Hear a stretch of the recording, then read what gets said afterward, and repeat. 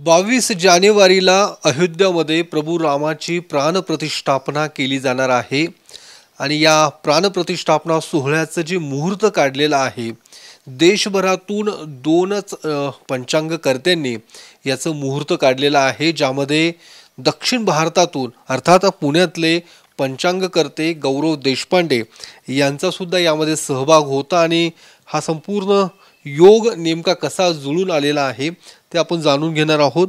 गौरवजी, काय तुम्ही हा मुहूर्त नेमका कसा काढला आणि नेमकं तुमच्यापर्यंत अयोध्या ट्रस्ट कशा पद्धतीने पोहोचलेला आहे, हा योग नेमका कसा जुळून आला? राम मंदिर ट्रस्टचे कोषाध्यक्ष परमपूज्य आचार्य गोविंददेव गिरी महाराज हे एप्रिल 2023मध्ये पुण्यात आळंदीला आलेले असताना त्यांनी आम्हाला बोलवून घेतलं आणि प्रभू रामचंद्रांच्या मूर्तीच्या प्राणप्रतिष्ठेसाठी अतिशय शुद्ध मुहूर्त काढून द्यावा अशी त्यांनी एक सूचना केली.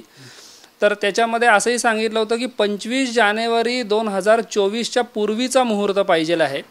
तर त्यानुसार ग्रंथांचं अवलोकन सुरू झालं, कारण प्राणप्रतिष्ठा जी सात्विक देवतांची होते ती उत्तरायणामध्ये करावी असं शास्त्रात दिलं आहे. उत्तरायणगे सूर्ये प्रतिष्ठा शोभना भवेत असं शास्त्रवचन आहे. तर उत्तरायण आपल्याकडे जे सुरू झालं ते 15 जानेवारीला मकर संक्रांतीला उत्तरायण सुरू होतं. त्या मकर संक्रांतीला 15 जानेवारीला जे उत्तरायण सुरू झालं तिथून ते 25 जानेवारीपर्यंत म्हणजे 10 दिवसाचाच कालावधी आपल्या हातात होता. त्या 10 दिवसांमधला मुहूर्त काढायचा होता. तर त्याच्यामध्ये कसं असतं, मुहूर्त काढताना अनेक गोष्टी बघायला लागतात. तिथीची शुद्धी आहे का नाही, नक्षत्र, वार, योग, करण ही पंचांगाची 5 अंग जी आहेत ती तर शुद्ध लागतातच. त्याबरोबर ज्या वेळेला प्राणप्रतिष्ठा होणारे त्या वेळेच्या परत त्या स्थळी होणारे त्या ठिकाणाच्या अक्षांश रेखांशानुसार जे लग्न रास येते त्या लग्नाची शुद्धी आहे का नाही असे अनेक पॅरामीटर बघायला लागतात. तर ते सगळे बघत असताना सर्वप्रथम द्वादशी तिथीकडे लक्ष दिलं गेलं माझ्याकडनं, कारण द्वादशी चक्रपाणीनः द्वादशी ही विष्णूंची तिथी सांगितली आहे. आपल्याकडे प्रत्येक तिथी ह्या विशिष्ट देवतांच्या आहेत. जसं चतुर्थी तिथी गणपतीची आहे, पंचमी तिथी नागांची आहे, तसं सप्तमी तिथी सूर्याची, तशी द्वादशी तिथी विष्णूंची आहे. आणि प्रभू रामचंद्र हे विष्णूंचाच अवतार असल्यामुळे पहिली द्वादशी तिथीकडे लक्ष गेलं. त्यानंतर वार त्या दिवशी जो बघितला त्या दिवशी सोमवार आलेला आहे.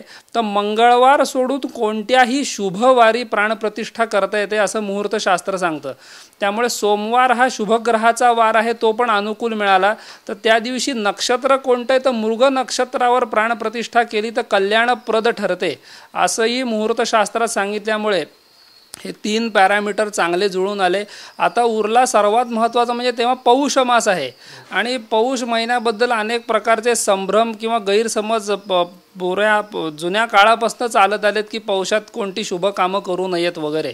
मग त्या दृष्टीने जेव्हा ग्रंथांचं अवलोकन झालं तेव्हा असं लक्षात आलं की पौष महिन्यामध्ये जेव्हा मकर राशीत सूर्य जातो त्यावेळेचा पौष ग्राह्य धरायला सांगितलेला आहे. पौष महिन्यात धनुराशीत जेव्हा सूर्य असेल म्हणजे मकर संक्रांतीच्या अलीकडचा पौष त्याज्य असतो. मकर राशीत सूर्य गेल्यानंतर आणि पौष महिन्याचं त्यांनी फळ देताना पौषे राज्य विवृद्धी स्यात् माघ मासे तू संपदा, म्हणजे पौष महिन्यात जर प्राणप्रतिष्ठा झाली तर राष्ट्राची वृद्धी होते, समस्त प्रजाजनांचं कल्याण होतं असं अतिशय शुभफळ दिलेलं आहे. त्यामुळे पौष महिना हा मकर राशीत सूर्य गेल्यानंतरचा त्याज्य नाही आहे. तर अशा पद्धतीने पौष महिना, द्वादशी, मृग नक्षत्र, सोमवार ह्या गोष्टी जुळून आल्या. आता वेळ जी आहे ती वेळ अतिशय महत्त्वाची होती ठरवणं, कारण अयोध्येच्या अक्षांश रेखांशानुसार तेव्हा मेष लग्न आम्ही निवडलं. मेष लग्न यासाठी निवडलं की मेष लग्नी गुरु विराजमान आहे आकाशामध्ये. आता मेष राशीमध्ये गुरु आहे. तर लग्नस्थानाचा गुरु 1,00,000 प्रकारचे जे काही दोष असतात ते नाहीसे करतो असं मुहूर्तशास्त्रात दिलं आहे. अनेक प्रकारचे दोष आहेत, आपल्याला ते माहिती पण नाही आहेत. त्याच्यातले 1,00,000 पद्धतीचे दोष गुरु नाहीसा करतो. त्याचबरोबर धनस्थानामध्ये चंद्र विराजमान आहे मेष लग्नाला. त्यामुळे त्या जे काही देवस्थान किंवा जे काही आता पुढे उभं राहील त्याची भरभराट उत्तरोत्तर होईल. अनेक पद्धतीने देणग्या तिथे येतील आणि सर्व तऱ्हेने समृद्ध असं ते मंदिर पुढच्या काळात होईल. दुसरं महत्त्वाचं, या गुरुची जी दृष्टी आहे लग्नातल्या ती 5व्या, 7व्या, 9व्या स्थानावरती पडते.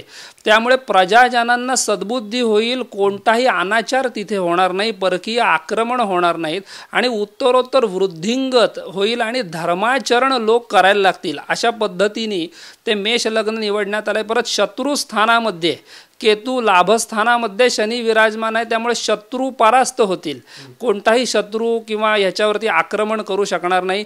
परत भाग्यस्थानामध्ये लग्नस्थानाचा स्वामी मंगळ असल्यामुळे धर्माचरणाकडे लोकांची प्रवृत्ती राहील, जी सनातन धर्माला काही प्रमाणात ग्लानी आल्यासारखं आपल्याला वाटतं ती दूर होईल.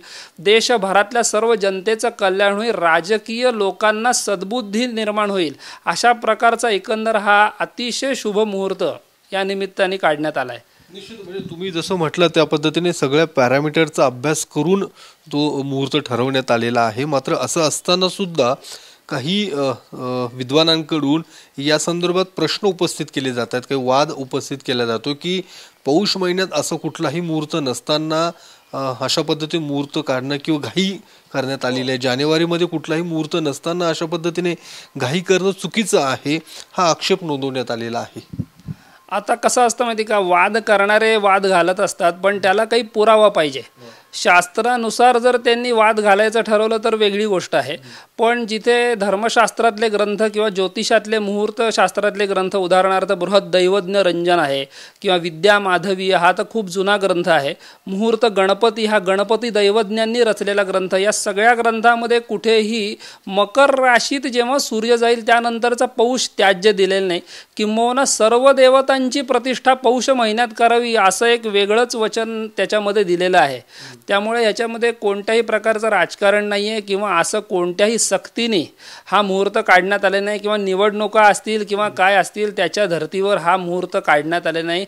आम्हाला एवढं सांगितलं 25 जानेवारीच्या आतला मुहूर्त काढून द्या आणि जास्तीत जास्त पद्धतीने शुद्ध मुहूर्त, म्हणजे मी तर असं म्हणेन असा शुद्ध मुहूर्त पुढे रामनवमीला सुद्धा मिळत नाही आहे.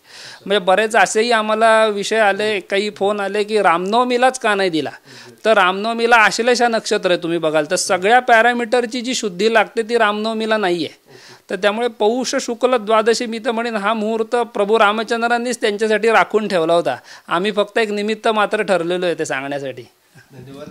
तर जो काही मुहूर्तावरून वाद सुरू आहे तो निरर्थक आहे, त्याच्या संदर्भातले कुठलेही पुरावे नसल्याचं पंचांगकर्ते गौरव देशपांडे यांचं म्हणणं आहे. त्यामुळे येत्या 22 जानेवारीला प्रभू रामचंद्रांची मोठ्या उत्साहात, मोठ्या आनंदामध्ये अयोध्यामध्ये प्राणप्रतिष्ठापना केली जाणार आहे.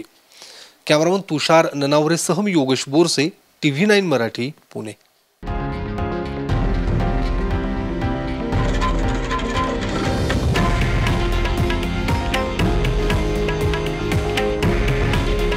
हे आहे देशातील नंबर 1 न्यूज नेटवर्क आणि आपण पाहत आहात TV9 मराठी. काळजी तुमची, हित महाराष्ट्राचं.